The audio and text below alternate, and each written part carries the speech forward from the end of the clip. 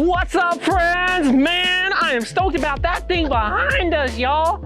Here at Sportsman Boats, Somerville, South Carolina, they have invited us to this amazing plant. I am with Victor Gonzalez.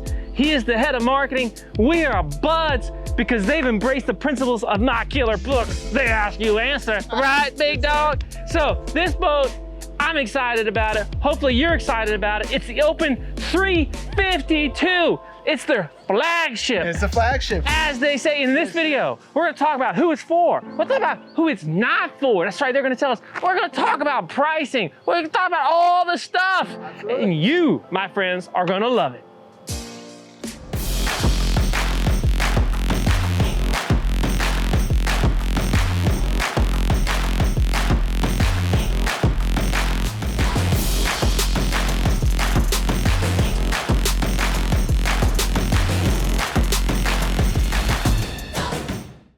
So Victor, let's kick it off with just some of the general dimensions, measurements, stuff like that. Yes, sir. What are we looking at here? So 35'2". Yep. 11'3". Is that true 35? It's a true 35. 35 feet, 2 inches. And that does not include the motors. 11'3" wide. Yeah. She's really, really Hear that? wide. 11'3". She Yep. got girth, y'all. 350 gallons of fuel. Okay. Fuel tank. It uses a nice aluminum T-shaped tank to accommodate all the extra fuel. And for power on this, we got triple setups as well as twin setups. Yep. So you can get a pair of 425 Yamahas on it. Right. You can get triple 300 Yamahas on it. And overall, it's basic. It's not a stepped hull, which might be a little different from some of the other 35s, but we still get that top mile an hour that we want. And with the biggest package, we get 68.5 miles per hour top speed. 68? If you're going 68 out there in the ocean, got something wrong with you. I don't want to go. Point is, it goes as fast as you need it to go. Absolutely. Right? All right. So it's rolling. Yeah, and we wanted that performance out of it, and the way that we've done it is by reducing some of the weight through vacuum infusion. Obviously, it's a little bit different manufacturing process. Right. But if you look at the weight of a 352 compared to our 322, which is more or less open molded, there's only about an 800-pound difference. Okay, wow. So it's only 800 pounds more. Consider 3 feet more, it's a huge difference. I mean, like that's not much different, which is neat. That's really, really cool. And that's how we get the speed out of it without it being a stepped hull. So we've got the speed. What about the miles per gallon? What are we looking at for this? I'm guessing that's going to vary depending on the 425s versus the 300s, right? 300s, yeah. And you can expect somewhere in that 1 or 1.2 miles per gallon on this setup. And of course, it all depends on condition, how much fuel you have, Seakeeper, no Seakeeper, and we'll get into those details. Yeah. Do most people get the twins, 425s, or do they get the trips? It's 50-50. Okay. It really is. So, if you're an equipment person and you know what it takes to maintain that a twin engine setup, you can't beat that. Right. It's 2 oil changes instead of 3. It's 2 props instead of 3. Right. You have more room in the transom because they're closer together. Right. But if you're more of a show off, not saying any of you are, the triple setup, of course. I got guns. No. So, I mean, the other factor is too, I'm guessing, how it works is you get more draft with the trips, right? A little bit more, not a lot. Not a lot. We don't find a lot of draft, but what you do get is more drag. Okay, right. That's the differentiator, right? When you add 3 props in the water versus 2, you have more drag, and so your top speed suffers. If one engine went out, does it still get on plane with the trips? Not with the trips, but you would still have 2, and with 2 it would. Right, so that's what I'm saying. With the if you have trips, and one engine goes out, you're good. You're good, you can get on plane. Whereas if you have twins, one goes out, you're not gonna get on plane probably. Get on plane, you just won't be going very far. That 425 will still move you along though. 425 enough to get back wherever you need to go. It's a lot of power, but overall, again, more of an equipment person versus somebody who would like the trips, and a lot of folks just like the trips because it's the reliability of the triple redundancy. Yeah, and I'm sure it gets you out of that water fast. Okay, great. All right, anything else we need to know up here? I don't think so. We do want to hop in. Let's get in. Y'all want to get in? I'm ready to get in. Let's go. All right, so now we're in the 352 Open. Inside of it feels so awesome. It is. Let's start in the bow here, Victor. Absolutely. Tell us what we're looking at, Well, the first thing I want to point out is all the way around, you have bolsters, but even right where you're at right there, look at the freeboard on this boat, right? So it is a very tall freeboard. Gives you very tall. That sense of I feel very safe offshore. Yes. So wraparound seating up here, it's a very comfortable place. what you see here is actually a table that is actuated. Yes. So it has 3 positions. Right now it's in the totally flush down position, so you can step on it and it's absolutely awesome. But then it could go into the middle position with a sun pad. We turn this whole thing into a big sun pad. Yeah, okay, yeah. You can add shade over the top, you know, and basically have an awesome area up here. And then when it's time to eat and you need a table, raise it all the way up, and now you've got awesome picnic area up here with a table. Once again, following that sportsman mindset of taking advantage of the same place, but using it in a multiplicity of ways. That's right. Okay. You know, but even with these higher sides and the boxes and everything, if you were fishing up here, say you were bottom fishing, you still got plenty of area here to fish in the front of the bow of the boat, which is awesome. So even if the boat was stripped out of all the cushions and you were fishing it, you can absolutely do that. Now, one thing we do have up here is the windlass, so electric anchor up there. Yeah. We do have controls right here at the bow. Oh, that's slick. Yeah, when it's coming in, you can see it coming in, right? And you don't have to be signaling somebody at the That's a pain in the butt if you ain't never done it. I mean, if you've had to do it the other way, y'all, it's a pain. It is. Okay. And then moving out from that, we do have our extended chase lounge in front of the console. And so what we've done with this is we didn't want to make it too big because it takes up a ton of cockpit space, but we did want it to be long. Yeah. So we actually put this front cushion on a slider. Oh, that's slick. To just give it a little bit more room when you need it, and then when you don't, you go ahead and hop it back. Yeah. You do have cup holders as well as armrests. Yeah. And this, you look here, it's got nice contouring on it.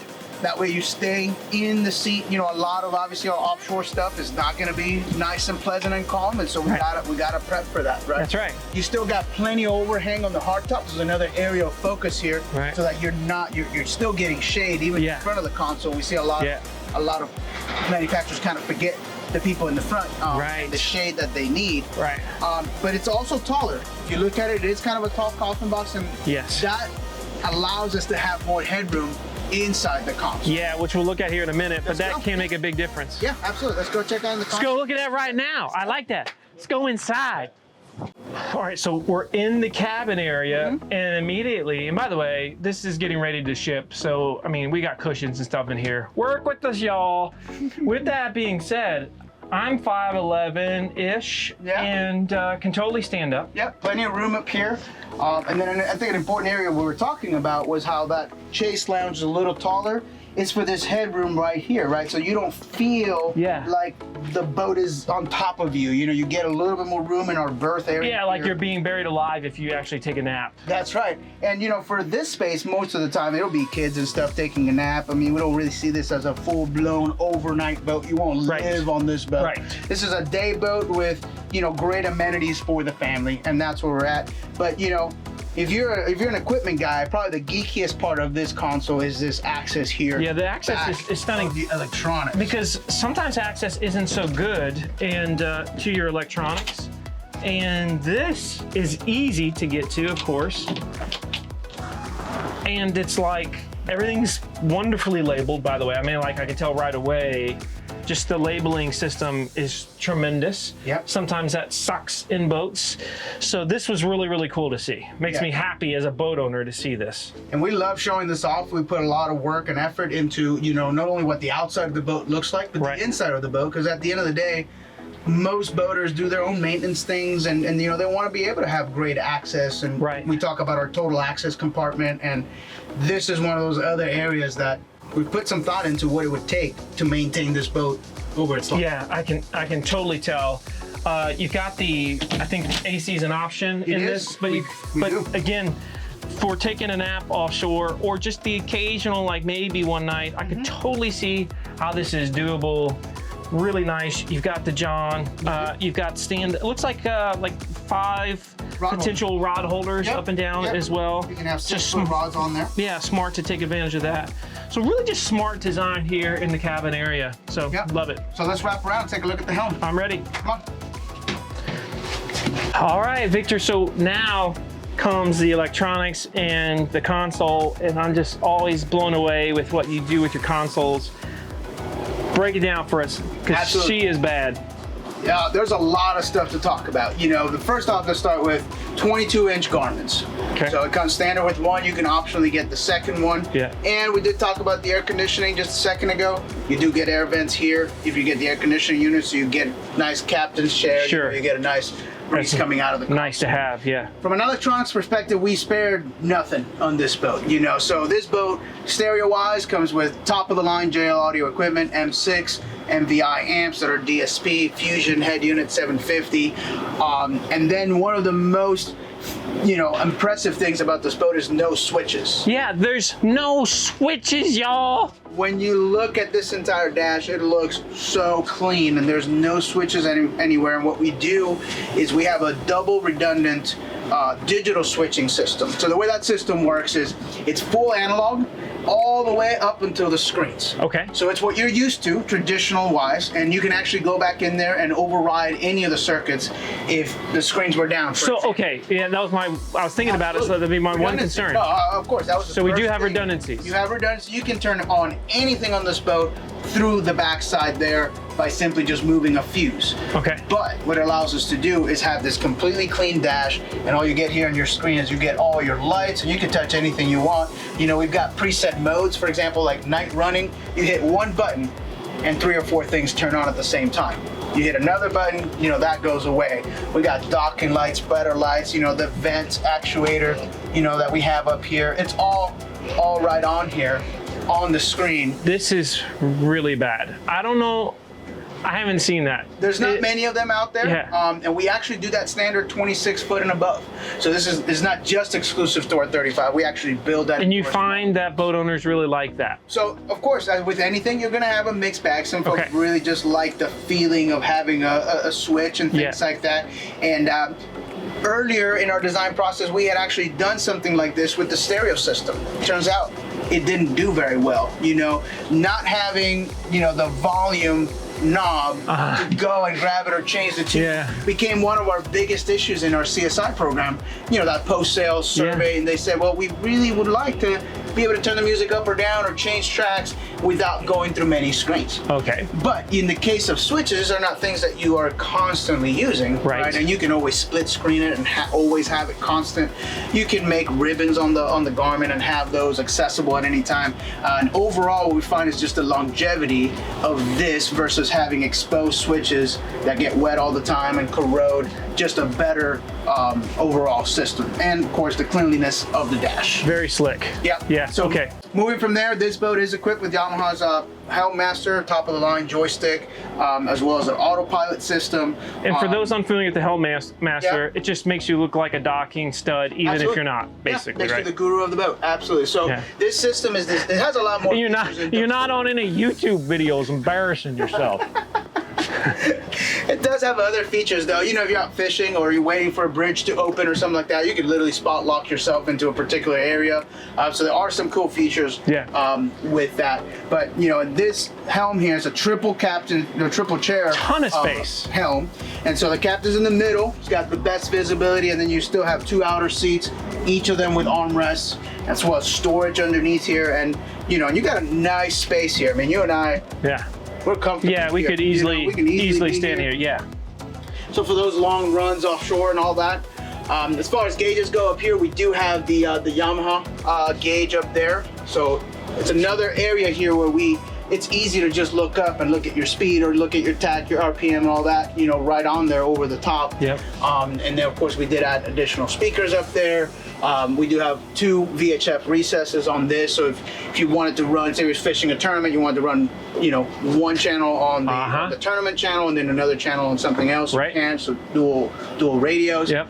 This whole entire top is cord, so you can do outriggers on it like we have on this one here today. And then speakers out back, tons of light. And one of the things you'll notice with this boat is we have 6 points of contact with the hardtop. All right, so you got 2 back here, you got 2, and then the 2 front legs. So we've locked the top down. Yes. When you're talking about offshore conditions, when things are not nice and pretty. They get gnarly off the Oregon end. What? Yep. we want everything to stay nice and tight, and this is one area where a suspension hardtop like we do on our smaller boats would not be appropriate, right? We really want to kind of anchor the back, and it allows us to build a much bigger hardtop. Look how much shade we have on this boat, because of it, because of the structure on that. That's slick. That's bad. Okay, great. We do have additional seating back here. So right here, right behind our leaning post here, we've got a 2-person bench, flip down seat. Nice. That rear facing seat, really important. Super. When you're offshore. Yeah. Watching the baits. Absolutely. I mean, one of the best part of fishing offshore is watching that wham, wham, wham. Okay. You do have a bait and prep area here. So you've got cutting board, area sink on this side. You could use this for drinks as well, right? So dual purpose, as we've always talked about. And again, like you mentioned, one of the best spots here is you can sit down while you're watching the baits. So you're ready to jump into action, you flip that seat up. That's right. Here we are. That's right. Designed this rear cockpit area to be just the absolute fighting zone back here. Yeah. Look how much room we have. We have a ton of cockpit. You have a space. ton of cockpit here, and it's all open. You got 2 doors, as you've seen on our other boats. Twin aquarium live wells are 30 gallons each, as well as a triple seat back here. So when you're going to your next spot, obviously that's great. Yes. We do have a table for here, so when we're doubling this up as a family picnic area. Wow, once again, you just nailed them both. Flip down both seats, installed the table. Now you've got this beautiful entertainment area back here in the rear, and with a cooler in the center. So we've got a really nice deep cooler in there. Yep. So in terms of storage, you've got that. Yep. And I'm guessing we've got the 2 fish boxes on, are these 2 fish boxes on the side? They are, they absolutely are. So we've got 2 giant fish boxes. You can put some yellowfin in there, Jack. And then we talk about bilge access, right? Yeah. And we've done bilge access on all of our boats. This is a hot topic for me, like a sensitive area, because I've been so screwed over by manufacturers in the past on this. So we had an idea what it should be. Yeah. And then we wanted to absolutely supercharge it. Okay. Right? So we talk about having the total access hatch. So we went to the total access compartment. Total access compartment. Go ahead and pop this lid open over here. Look at that beautiful Seakeeper 3. Hello, Seakeeper. Hello, access. So even though you got a monster Seakeeper here, Yep. I can actually still step in and reach across and do that which I need to do. And touch the bilge pump. Yep. Yes. Yeah. Why? Why can't they all do it like this? You know what I mean? You own a boat, right? You try to replace that bilge pump or whatever. You break you tear a labrum. You know what I mean? This is cool. So that's you good. have a sea chest. That's what you're looking at. That's this black thing? Yep. So what that I've never seen one of those before. So what that does is a high-speed pickup in the back of the boat, right? So because when you're running 65 miles an hour, you have a tendency to not have enough water coming into the boat, right? Because you're running so fast. So we have to use high-speed pickups at that point, which are basically scoops. And what they do is they force the water into that chest, into a sea chest, and then from there we feed the live wells. That way your live wells never starve of water and oxygen, because that of course will kill your bait. That's interesting. So it allows us for less through hauls. I didn't know that. As well as have high-speed entrance of raw water into the boat. And of course, you already mentioned it, but Seakeeper 3 is an option on this boat. And as you see here, I mean, it literally goes in this hole, and then you need to take it out for some odd reason. Not very difficult to do, but still have plenty of space in there. Listen, y'all, if you're gonna get this boat and spend that money, get a Seakeeper. We've got videos on it already. It just changes your whole life, right? It's the great equalizer. Those big sport fishers go by you offshore, and they're all like, whoosh, whoosh. You get a Seakeeper, and everyone's like, what's up with that smaller boat? What are they doing? It's the great equalizer offshore. All right, this is cool. This is cool. I love the access. Yeah. So, I mean, I think that this boat really, when we set out to design it, we wanted it to be that all-around boat. Like, how many areas can we satisfy? How many boxes can we check? And that's what we were after, it has to check as many boxes as we possibly can to turn it into the best all-around boat that we feel is really a boat that can suit such a wide array of folks Yes. and their boating styles and their fishing styles and even multiple fishing styles. And this is as good a bottom fishing boat as it is a trolling boat. Yes. You know, and it's as good a boat as a family at the sandbar as it is, you know, a family that even wants to travel on the boat and do long trips and things like that. So as we look at that hybrid experience and we talk about who it's for and who it's not for, let's dig into that a little bit deeper. And first, though, I want to hit on cost, right? And so I'm not going to hold you to a number, but at least can you give us a range? And by the way, Sportsman was one of the first manufacturers in the entire industry that really openly talked about cost and price on their website. They heard some guy talk about it one time at some talk, and he wrote some, anyway. So with that being said, though, the fact that they do this, something I'm so passionate about, because if you ever shop for boats, it's so frustrating when everybody says call for price, because who wants to call for price, y'all? So getting a range is great. Absolutely. So in terms of a range, what are we looking at here? So our standard boat starts just under 400,000. Okay, so this is just under 400. Yep. Okay. And then you can equip it up from there, right? So we do have some expensive options on there, like, you know, even down to the release marine chairs, real release teak chairs and helm pods absolutely set this boat apart. You know, the Seakeeper is another big ticket item that I feel like everybody should consider if you're looking at this size boat. At least consider it. You got to experience it, right? And I think that's the thing with Seakeeper. You experience it, I think you'll know what it is, and then you can make an educated choice on whether it's right for you or not at that point.